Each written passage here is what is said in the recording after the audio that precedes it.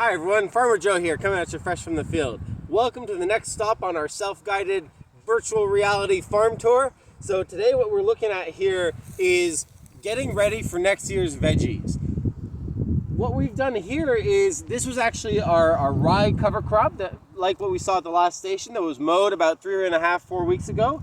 And the clover, which was growing under the rye and just sort of chilling, has come up and is growing like crazy. And in a couple weeks this is going to be a lush clover crop. And the reason we grow clover is because of its amazing ability to fix nitrogen. But it's actually not the clover that fixes the nitrogen. It's actually a symbiosis with a bacteria called a rhizobium. Because the paradox is that there's 1 million pounds of nitrogen available in each, above each square meter on the planet, and yet conventional farmers pay thousands of dollars for nitrogen fertilizer. And the question is, how do we work with natural cycles to capture the nitrogen from the air and bring it into the soil in a form that's available for the plants that are going to be growing here next year, the vegetable crops?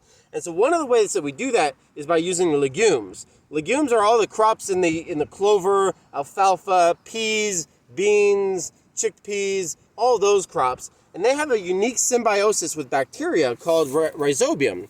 And the rhizobium actually enter the roots and create these nodules, which are these little bumps on the roots here.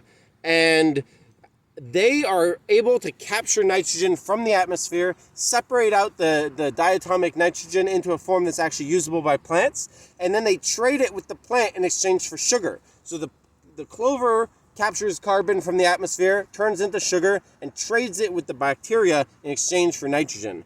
That's pretty amazing. The other great thing about clover is, check out this taproot, right? This is a relatively small first-year clover plant, and yet we've already got about a 6-inch powerful taproot on there, penetrating the soil, decompacting the soil, creating the ideal conditions for next year's vegetable crops. The one problem, though, is that clover is a vigorous perennial. And so we actually don't want the clover growing there when we come to plant the vegetables, because the vegetables will be totally overpowered by the clover. And we also don't want to use herbicides because that's gross. And we don't want to plow the soil, because when you plow the soil, you flip all the good topsoil and organic matter underneath into anaerobic conditions, and you bring up, less fertile mineral soil from below, and you totally disrupt any earthworm gallery, earthworm houses and all that. And so what we do instead is we do tarping. So we use these thick plastic tarps that we use to cover the soil and create a dark environment. So check this out.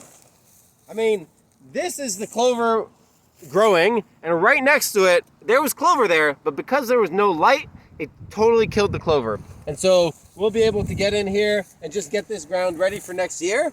And the activity for you right now is, put away your phone and get down on your hands and knees and get your hands in the dirt, Let's get dirty here. So dig around in there, feel that, feel what an amazing, soil there is. What an amazing blessing it is that there's this, rich soil that grows food on this planet and allows us all to live. So dig around in there, see what you find. Can you find any earthworms or oh, we got a lot of ants. The ants are loving it. They're starting to decompose the straw, break it down, getting it ready for next year.